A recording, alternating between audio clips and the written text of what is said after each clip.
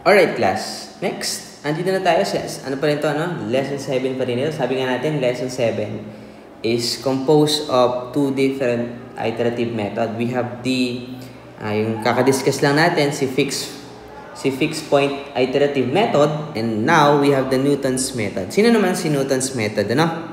Okay, so according to the Newton's method, also known as the Newton-Raphson method, so basically, galing siya kay Sir Isaac Newton. And then, kumbaga, parang dinevelop furtherly lang ni Raphson, ano? Named after Isaac Newton and Joseph Raphson, is a root-finding algorithm which produces successively better approximations to the roots or zeros of a real-valued function. So actually, ito yung parang pinaka-accurate among all na na-discuss natin, ano?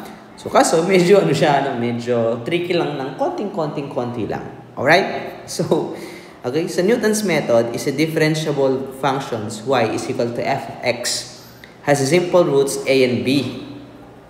And f prime s is not equal to 0, then the iteration rule is given as x sub n plus 1 is equal to x sub n minus f of x sub n all over f prime x sub n. Ganito yung class, binigyan ka ng function. And then, you just have to differentiate that function. So, ayun yung gagamitin mo. Di ba class no? Ito yung function of x, tama?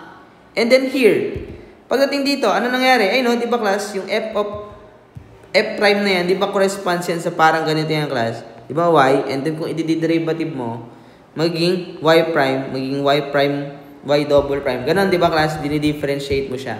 So basically, yun lang din yung concept niya, no? Si x sub n, ito yung mga values na nakukuha mo from the previous. And here, ito yung values din na nakukuha mo from the previous. Same lang din dito, class, sa x sub n ito.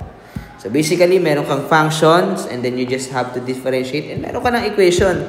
Kailangan lang yung initial guess mo o initial value mo o yun lang ipapalit mo sa f of x sa original functions mo. And then, right after nun, papalit mo lang din yung initial guess mo dun sa na nakuha mong, kumbaga, na-derive mo o basically na derivative mo. First derivative lang naman, class. Huwag naman kayo mag-alala, no? So, sa first derivative ng function na binigay sa'yo. Paano ba yun, class? Pakita natin. Yun lang yung class, ano? To give you an overview, ayun, class, ano? The general procedure is, una, differentiate mo daw muna yung given equations. Make your initial guess. Basically, x daw natin. Class, huwag itong malilito, no? X is equal to 0 lang to. And then, apply the given formula for iteration. Actually, ito na yun, ano?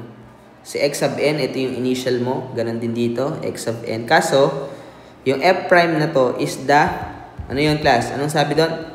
Is the differentiate o na-differentiate mo na function. Alright? So, sige, sample problem na tayo, class. Okay?